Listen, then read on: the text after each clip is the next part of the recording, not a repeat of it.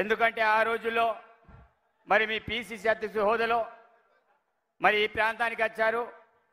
మరి ఈరోజు ముఖ్యమంత్రిగా మా ప్రాంతానికి రావడం చాలా శుభపరిణామం. మరి కెస్లాపూర్లో దర్శనం చేసుకొని ఇప్పుడే ఇక్కడ రావడం అనేది జరిగింది. కొంత ఆలస్యమైన మరి చాలామంది కార్యకర్తలు కూడా వస్తూనే ఉన్నారు. మరి ఈ కార్యక్రమానికి ఇన్ఛార్జ్ మంత్రివర్యులు సీతక్క గారు, అదేవిధంగా ఉప ముఖ్యమంత్రి బట్టి విక్రమార్క గారు, అదేవిధంగా మంత్రులు శ్రీధరబాబు గారు, కొండ సురేఖ గారు, తుమ్మల నాగేశ్వరరావు గారు, అదేవిధంగా వెంకటరెడ్డి కోమటిరెడ్డి గారు, అదేవిధంగా వేదిక మీద ఉన్న ప్రతి ఒక్కరికి పేరు పేరున హృదయపూర్వకంగా ధన్యవాదాలు తెలియజేస్తున్నాను. అన్న ఈ ప్రాంతంలో మరి చాలా రకాలుగా సమస్యలు ఉన్నాయి. మరి ఈ ప్రాంతంలో అత్యంత వెనుకబడిన జిల్లా. మరి చాలామంది మరి ముఖ్యమంత్రులు ఈ ప్రాంతాన్ని గురించి మాట్లాడుతూ పోయారు. వెనుకబడిన జిల్లా, ఆదివాసుల జిల్లా. ఈ ప్రాంతం అందు కూడా విద్య, వైద్య, వ్యవసాయ పరంగా వెనుకబడిన జిల్లాని చాలా రకాలుగా మాట్లాడారు. కానీ ఈ ప్రాంతానికి కనీసం కన్నెత్తి కూడా ఈ ప్రాంతానికి కూడా చూడని ముఖ్యమంత్రులు గతంలో మేము చూసాం. కానీ తెలంగాణ రాష్ట్రంలో ప్రజాప్రభుత్వం ఏర్పడిన తర్వాత వెంటనే మొట్టమొదటిసారిగా మా ప్రాంతంలో మరి ఈ ప్రాంతంలో బహిరంగ సభ ఏర్పాటు చేయడం చాలా సుపరిణామం. తప్పకుండా మేమైతే అనుకుంటున్నాం ఈ యొక్క పిలుపు రేపు రాహుల్ గాంధీకి గెలుపుకు ఒక నాందిగా కాబోతుందని ఈ సందర్భంగా నేనైతే విజ్ఞప్తి చేస్తున్నాను.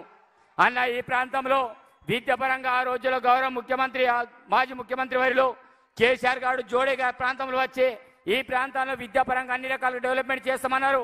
మరి గిరిజన విద్యాలయాన్ని ఏర్పాటు చేస్తామన్నారు. కానీ ఈ ప్రాంతంలో ఇలాంటి విశ్వవిద్యాలయాలు లేవు. మరి నిజామాబాద్లో విశ్వవిద్యాలయం ఉంది, అదేవిధంగా కరీంనగర్లో విశ్వవిద్యాలయం ఉంది.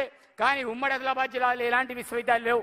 కాబట్టి ఈ ప్రాంతంలో గిరిజన విశ్వవిద్యాలయం ఏర్పాటు చేయాలని, నర్సింగ్ కళాలయం ఏర్పాటు చేయాలని, హార్టికల్చర్ విశ్వవిద్యాలయం ఏర్పాటు చేయాలని మేము స్పెషల్గా విజ్ఞప్తి చేస్తున్నామన్నా. ఎందుకంటే ఆ రోజుల్లో నేను విద్యార్థి సంఘ నాయకులుగా మరి ఉమ్మడి ఆదిలాబాద్ జిల్లా వ్యాప్తంగా బస్సు యాత్ర కార్యక్రమం చేపట్టడం అనేది జరిగింది. గతంలో మీరు కాగజ్ నగర్ వస్తే ఆ రోజుల్లో మీకు కూడా అప్లికేషన్ ఇవ్వడం అనేది జరిగింది. గిరిజన స్థానాలు ఈ ప్రాంతంలో ఏర్పాటు చేయాలని. దాంతోపాటు అన్న అదేవిధంగా ఈ ప్రాంతంలో అతి ముఖ్యమైన సమస్యలు నా నియోజకవర్గంలో అయితే మరి ఆ ప్రాంతంలో మన సదరమట్ కెనాల్, అదేవిధంగా ఆ రోజుల్లో కేసీఆర్ మాట ఇచ్చారు, మరి మాటను తప్పారు. అదేవిధంగా కడెం ప్రాజెక్టు మీ అందరికీ తెలుసు. అదేవిధంగా తెలంగాణ రాష్ట్రంలో కూడా కడెం ప్రాజెక్ట్ అంటే 2 సార్లు తెగడానికి అయింది. కనీసం దానికి గ్రీజు కూడా డబ్బులు పెట్టకుండా కనీసం దాని యొక్క మరమ్మతులు కూడా చేయలే. మరి కడెం ప్రాజెక్టు విషయంలో మరి మీరు ఆల్రెడీ 5 కోట్ల చిల్లర డబ్బులు ఆల్రెడీ రిలీజ్ చేసినట్టు మొన్ననే జియో చూసామన్నా. మీకు 2 చేతులెట్టి దండం పెడుతున్నాం. ఎందుకంటే ఎవరు కూడా కడెం ప్రాజెక్ట్ ఆనాడు కాంగ్రెస్ పార్టీ కడితే ఈ రోజు వరకు కూడా దాన్ని కూడా పట్టించుకోలేదు. మళ్ళీ దాని యొక్క మరమ్మతుల కోసం మీరు డబ్బులు వేయించడం అనేది జరిగింది. అదేవిధంగా ఈ ప్రాంతంలో వైద్యపరంగా మరి హాస్పిటల్, మదర్ చైల్డ్ హాస్పిటల్ ఆ రోజులు ఇక్కడ ఏర్పాటు చేస్తే మరి ఆనాటి వైద్య శాఖ మంత్రి ఆ హాస్పిటల్ కూడా రద్దు చేసి మరి వాళ్ళ నియోజకవర్గానికి తీసుకెళ్లడం అనేది జరిగింది.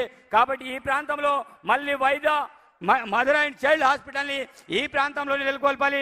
అదేవిధంగా టీ హబ్ ఆల్రెడీ ఇనాగ్రేషన్ ఉండే మరి దానికి ప్రారంభం చేయలేదు, అది కూడా పూర్తయింది.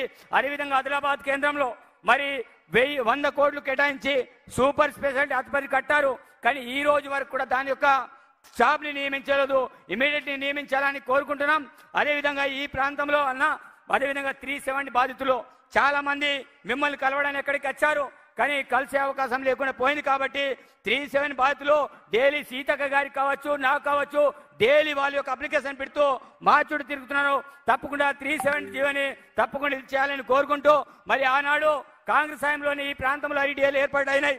మరి ఐటీఐలకి ఇప్పటి వరకు కూడా దాని నియామకాలు చేపట్టలే, ఏజెన్సీ డిహెచ్ నియమించలే.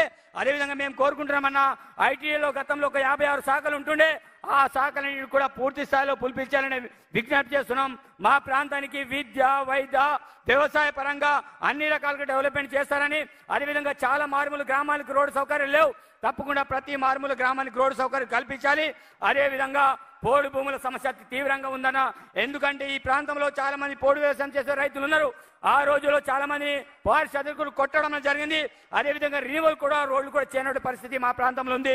టైగర్ జోన్ పేరు మీద చాలా గ్రామాల్లో ఇల్లు కూడా సీసీటీపీ ద్వారా సంవత్సరాన్ని ఇల్లు కట్టనిస్తలేరు, రోడ్లు వేయనిస్తారు. కాబట్టి రోడ్డు, వైద్య, విద్యా పరంగా అన్ని రకాలుగా అభివృద్ధి చేస్తారని ఆశిస్తూ సెలవు తీసుకున్నాను.